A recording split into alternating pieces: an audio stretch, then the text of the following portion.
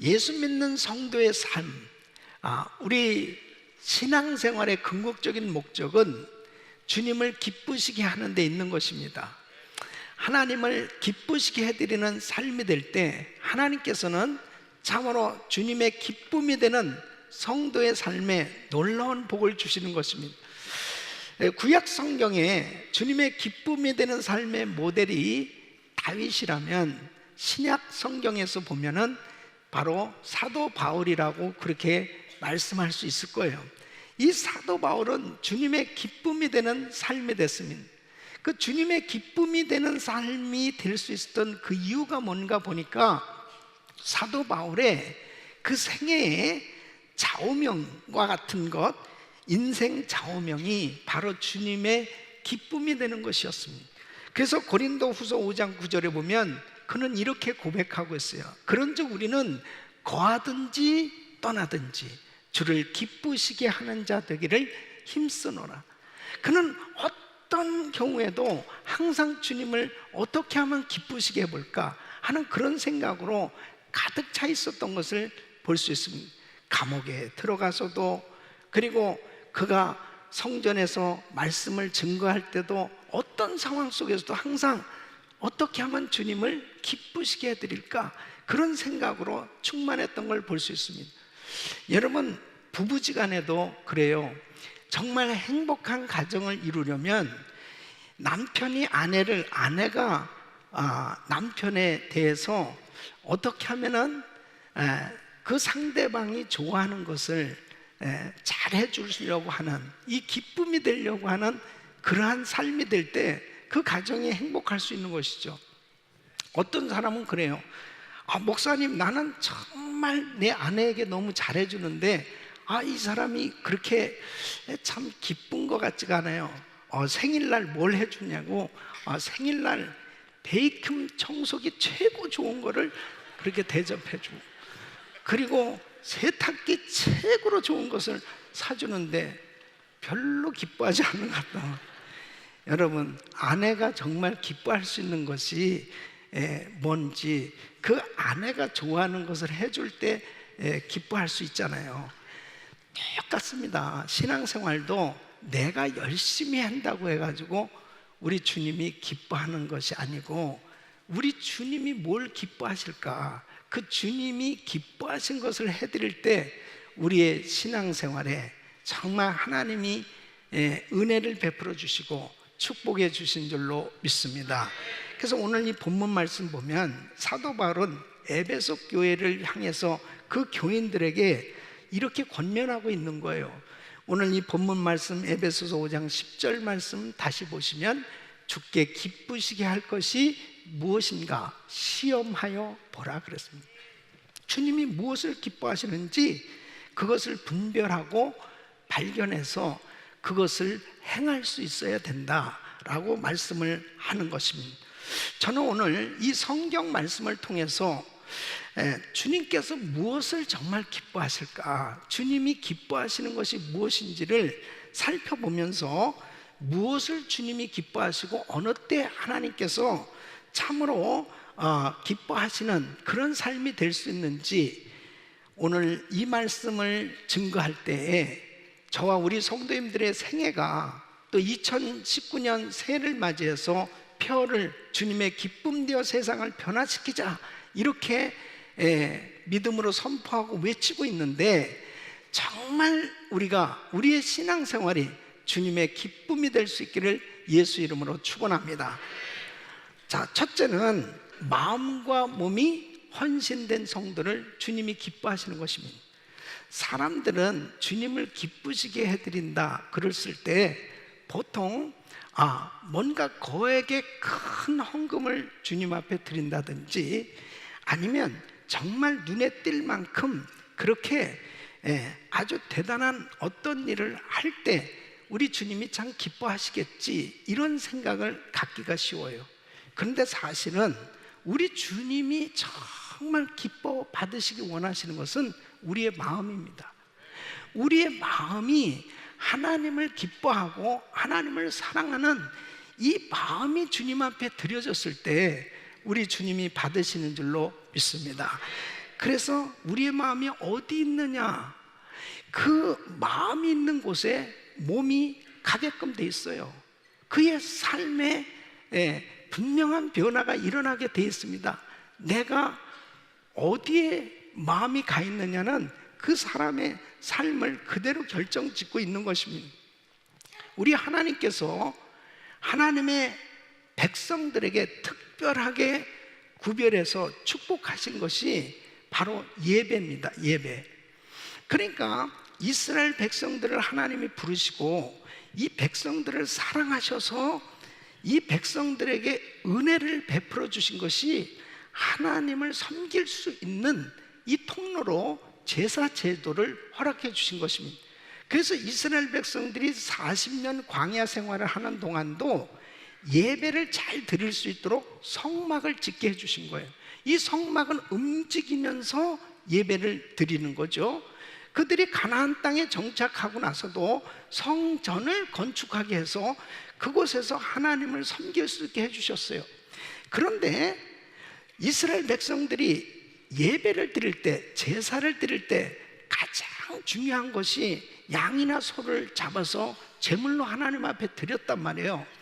이런 형식들도 다 중요한데 그 형식들을 하나님이 허락하신 그 이유가 뭐냐면 바로 그들의 마음이 하나님께 가도록 하나님을 사랑해서 하나님 앞에 헌신하는 그 중심을 받으시기 위해서 그러한 모든 형식을 허락해 주신 건데, 이 백성들의 마음 가운데 그 마음이 하나님에게서 멀리 가 있는 가운데 아무리 무수히 많은 제물을 하나님 앞에 드리고 많은 그러한 예배에 헌신적인 그런 표현이 있다 하더라도 그의 마음이 주님에게서 멀 때 하나님이 기뻐하실 수 없다는 것입니다. 그래서 이사야서 29장 13절에 보면 주께서 가라사대 때 이 백성이 입으로는 나를 가까이하며 입술로는 나를 존경하나 그 마음은 내게서 멀리 떠났나니 그들이 나를 경외함은 사람의 계명으로 가르침을 받았을 뿐이라. 그냥 지식적으로 어떻게 제사를 드리는 것이다 하는 형식을 알아서 그렇게 무수히 많은 제물을 드리고 그렇게 예배에 나오고 있지만 그 마음은 하나님에게서 멀리 가 있기 때문에 하나님께서 기뻐하실 수 없다는 것입니다. 그래서 이사야서 1장 12절 보면 너희가 내 앞에 보이러 오니 그것을 누가 너희에게 요구하였느냐, 내 마당만 밟을 뿐이니라. 그러니까 교회당에 나와도 몸만 그냥 교회당에 오는 거지 그의 마음은 전혀 하나님께 가 있지 않다, 그것에 대해서 경고하시는 그 안타까운 마음을 말씀하고 있는 것입니다. 바리새인, 서기관, 사두개인들은 예수님 당시 종교 지도자들이었습니다. 그들의 입에서 말씀이 줄줄줄줄 암송되어지고 거룩한 가운을 입고 그렇게 하나님 앞에 예배를 드리고 하나님을 섬기는 모습인데도 불구하고 주님께서 그들을 책망하셨어요. 그 이유가 마태복음 15장 8절에 보면 이 백성이 입술로는 나를 존경하되 마음은 내게서 멀도다. 그러니까 정말 중요한 것이 하나님은 우리의 마음을 받으시기를 원하시는 거예요. 그래서 이 제사 제도가 이제 예수님이 십자가에 못 박혀 죽으시고 구속 사역을 이루시고 난 후에 이제 영적인 제사로 완전히 바뀌어졌음을 말씀하고 있습니다. 로마서 12장 1절 말씀 보면 그러므로 형제들아 내가 하나님의 모든 자비하심으로 너희를 권하노니 너희 몸을 하나님이 기뻐하시는 거룩한 산제사로 드리라. 이는 너희 드릴 영적 예배니라. 그래서 하나님 앞에 우리 마음과 몸을 드리라는, 주님이 기뻐 받으시는 예배는 요한복음 4장 23절 24절 말씀, 아버지께 참으로 예배하는 자들은 신령과 진정으로 예배할 때가 오나니 곧 이때라. 아버지께서는 이렇게 자기에게 예배하는 자들을 찾으시느니라. 하나님은 영이시니 예배하는 자가 신령과 진정으로 예배할지니라. 여러분, 여러분의 마음이 하나님 앞에 올려질 때 그것을 그렇게 기뻐하시는 거죠. 여러분, 창세기 4장에 보면 가인과 아벨이 하나님 앞에 제사를 드리잖아요. 근데 창세기 4장 4절 5절 보면 바로 아벨과 그 제물은 연락하셨으나 가인과 그 제물은 연락하지 아니하신지라 그랬습니다. 이 무슨 말씀이에요? 아벨은 아벨대로 제사를 드렸어요. 가인은 가인대로 제물을 가지고 제사를 드렸단 말이에요. 그런데 아벨의 제사는 받으시고 가인의 제사를 받지 아니하셨는데, 보십시오. 이 말씀 보면 아벨과 그 제물은 연락하셨으나 아벨을 받으시니까 아벨이 드린 그 예물을 받으시고, 가인을 받지 아니하시니까 가인이 드린 예물을 받지 아니하신 거예요. 하나님은 우리가 가지고 있는 뭐를 원하시는 것이 아니고 우리의 마음을 먼저 받으시기를 원하신 거예요. 그래서 내가 하나님 앞에 예물을 드려도 주님 사랑합니다, 주님 감사합니다, 그 주님 앞에 나의 마음을 먼저 드리는 것이 중요해요. 내가 찬양을 드릴 때나 내가 예배를 드릴 때도 내 마음이 그 하나님을 향해서 내 마음이 드려지는 것, 그것을 하나님이 그렇게 기뻐하신 것입니다. 우리 사랑하는 성도님, 뭐를 주님이 기뻐하실까요? 여러분의 마음이, 여러분의 몸이 주님 앞에 기쁨으로 드려질 수 있기를 바랍니다. 두 번째는 하나님을 전적으로 의지하는 성도를 주님이 기뻐하시는 것입니다. 하나님은 우리 자녀들을 너무 사랑하셔서 시기하기까지 하나님께서 사랑하신다고 말씀하십니다. 그러니까 하나님은 질투하시는 하나님이세요. 하나님 위에 다른 어떤 신을 섬긴다, 하나님이 결코 용납하실 수가 없어요. 하나님이 하나님 위에 다른 어떤 것을 좋아하는 것을 하나님은 기뻐하시지 않아요. 하나님은 오직 하나님만을 사랑하고 오직 하나님만을 의지하기를 하나님 원하시는 거예요. 그래서 시편 147편 10절로 11절 보면 여호와는 말의 힘을 즐거워 아니하시며 사람의 다리도 기뻐 아니하시고 자기를 경외하는 자와 그 인자하심을 바라는 자들을 기뻐하시는도다 그랬습니다.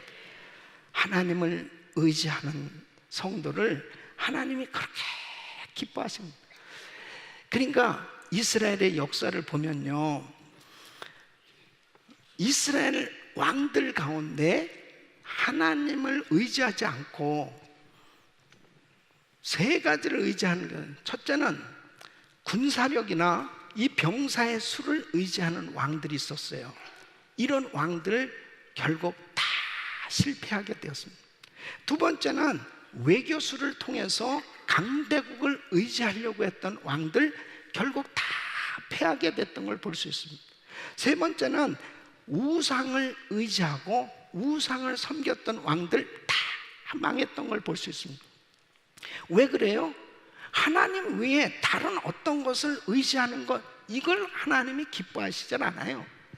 그러니까 여러분, 이 아합의 아들 아하시아가 있어요. 이 아하시아가 병들었을 때에 우상에게 물으러 갔습니다. 그때 열왕기하 1장 3절로 4절 보면 이 엘리야에게 하나님의 말씀이 임한 거예요. 여호와의 사자가 디셉 사람 엘리야에게 이르실 때 너는 일어나 올라가서 사마리아 왕의 사자를 만나서 저에게 이르기를 이스라엘에 하나님이 없어서 너희가 애굽으로 내신 바알세불에게 물으러 가느냐? 그러므로 여호와의 말씀이 내가 올라간 침상에서 내려오지 못할지라 내가 반드시 죽으리라 하셨다 하라. 그러니까요, 이스라엘에 하나님이 없어서 우상에게 물으러 다녀? 너 절대로 살지 못해. 이렇게 하나님께서 책망하시는 걸 볼 수 있습니다. 하나님 외에 다른 어떤 것을 사랑하고 의지하는 것, 이거는 하나님이 얼마나 싫어하시는지 모릅니다. 여러분, 아사왕이 있어요. 역대하 14장에 보면 이 아사왕 때 이 구스 대군 100만 대군이 쳐들어왔습니다. 그때 이제 이 아사는 그야말로 죽을 수밖에 없는, 질 수밖에 없는, 망할 수밖에 없는 이런 위기를 겪게 됩니다. 그때 역대하 14장 11절에 이렇게 하나님 앞에 기도를 합니다. 하나님, 여호와께 부르짖어갈 여호와여, 강한 자와 약한 자 사이에는 주밖에 도와줄 이가 없어. 우리 하나님 여호와여, 우리를 도우소서. 우리가 주를 의지하며 주의 이름을 의탁하였고 이 많은 무리를 치러왔나이다. 여호와여, 주는 우리 하나님이시오니 원컨대 사람으로 주를 이기지 못하게 하옵소서 하였다. 이 놀라운 기도입니다. 사람으로 주를 이기지 못하게 하옵소서. 우리는 주를 의지하기 때문에 바로 저 하나님도 모르는 저 이방인들이 정말 이겼다고 하는 이런 소리 듣지 않도록 하나님 역사하여 주시옵소서. 하나님을 전적으로 의지했을 때 어떻게 됐냐? 승리하게 됐습니다. 하나님을 전적으로 의지하는 자에게 하나님 역사하신 줄 믿습니다. 근데 이 아사왕이 이제 나이를 먹게 됐어요. 시간이 지났습니다. 역시 또 외적의 침입이 있었어요. 그때 하나님 앞에 이렇게 기도하지 않고 성전에 있는 은금을 가져다가 누구한테 가져다 줬냐면 아람 왕한테 가져다 줬어요. 아람 왕한테 가져다 주면서 도움을 요청하는 거예요. 동맹을 요청하는 거죠. 하나님께서 기뻐할 수가 없죠. 역대하 16장 9절에 보면 이 말씀이 임했습니다. 여호와의 눈은 온 땅을 두루감찰하 전심으로 자기에게 향하는 자를 위하여 능력을 베푸시나니, 자기를 의지하는 자를 위해서 능력을 베푸시나니, 이 일은 왕이 망령되이 행하였은즉 이후부터는 왕에게 전쟁이 있으리라. 처음에는 그렇게 하나님을 의지하고 하나님만 의지하고 하나님께서 역사해 줄 걸 믿고 하나님만 의지하고 지내더니 이제는 조금 살만하게 되니까, 나아지니까 또 다시 환경을 의지하는 사람으로 전락해졌어요. 여러분, 우리는 끝까지 주님을 의지해야 돼요. 모든 환경이 좋을 때, 모든 여건이 잘 됐을 때, 모든 형편이 나아졌을 때도 정말 아무것도 없는 것처럼 하나님이 도와주지 않으면 살 수 없다고 고백하고 그렇게 주님을 의지하는 사람에게 하나님은 책임져 주시는 거예요. 힘들고 어려울 때만 주를 의지하는 게 아니에요. 나의 인생의 가장 모든 것이 다 잘 될 때도, 그때도 주님을 의지하는 그 사람을 그렇게 하나님이 기뻐하시는 겁니다. 끝까지 주님을 의지할 수 있기를 바랍니다. 세 번째는 경건하고 선을 행하는 삶을 사는 성도를 주님이 기뻐하시는 것입니다. 예수 믿는 하나님의 자녀들은 빛 가운데 거하는 삶을 사는 거예요. 그래서 마태복음 5장 13절에 보면 너희는 세상의 소금이니 그랬습니다. 14절에는 너희는 세상의 빛이라 그랬습니다. 자, 소금과 빛은, 소금은 부패를 방지합니다. 맛을 냅니다. 빛은 이 어둠을 물리칩니다. 그러니까 예수 믿는 성도는 소금과 빛이라고 그랬습니다. 이 부패하고 타락해져가는 세상 가운데 이렇게 소금과 빛으로 드러나는 선한 영향력을 끼치는 삶이 된다는 거예요.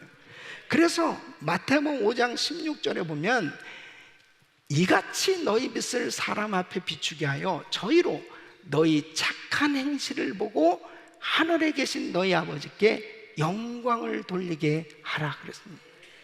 우리의 착한 행실이 그냥 우리들이 한 행위로 끝나는 게 아니에요.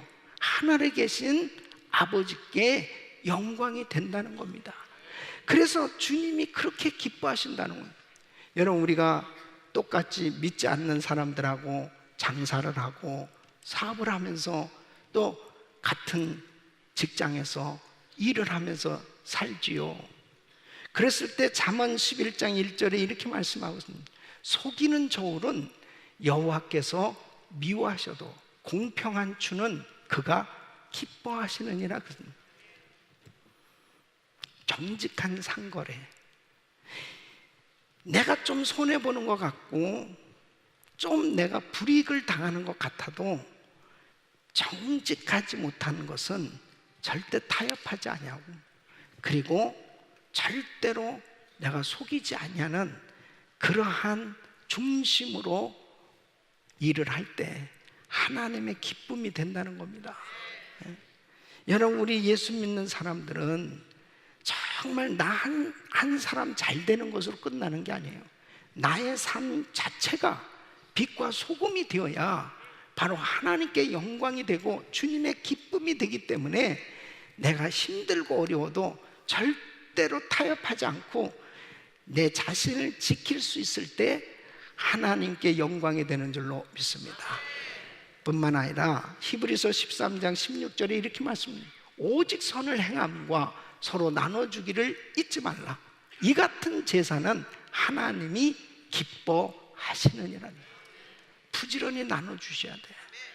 부지런히 베풀어야 돼요. 여러분, 섬길 수 있는 기회가 있을 때 부지런히 나누셔야 됩니다. 나에게 하나님이 물질을 주시고 재능을 주시고 시간을 주셨을 때 부지런히 나누셔야 돼요. 이것이 바로 주님의 기쁨이 되는 겁니다.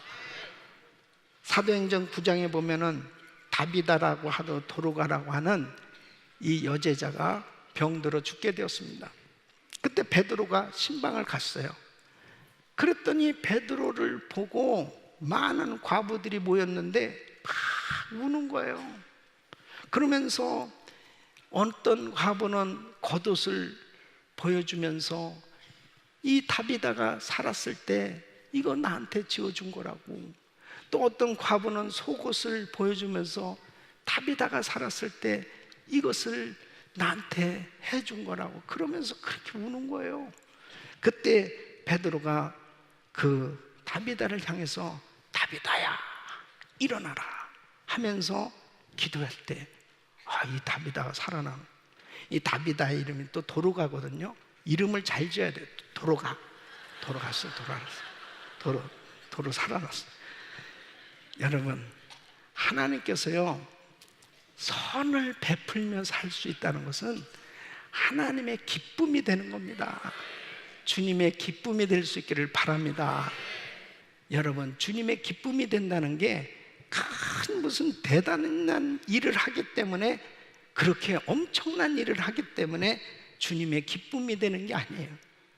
하나님께서 나에게 주신 그 기회가 있을 때, 하나님께서 나에게 베풀 수 있는 그런 환경을 만들어 주셨을 때 부지런히 후히 베풀고 나누고, 그리고 하나님 앞에 그 마음을 드리는 삶이 될 때 우리 주님이 기뻐하시는 줄로 믿습니다. 네 번째는 불신자를 주께 인도하는 성도를 그렇게 주님이 기뻐하시는 것입니다. 하나님께서는 죄인 한 사람이 주께 돌아와 회개하고 예수 믿고 구원받을 때 우리 주님이 그렇게 기뻐하시는 것입니다. 여러분, 주님의 마음을 에스겔서 18장 23절에 이렇게 말씀하고, 나 주 여호와가 말하노라 내가 어찌 악인의 죽는 것을 조금인들 기뻐하냐. 그가 돌이켜 그 길에서 떠나서 사는 것을 어찌 기뻐하지 아니하겠느냐 그랬습니다. 그러니까 주님의 마음은 절대로 지옥 가는 것을 원치 않습니다. 절대로 죄인이 지옥불에 들어가서 고통당하면서 죽는 것을 원하시는 게 아니에요.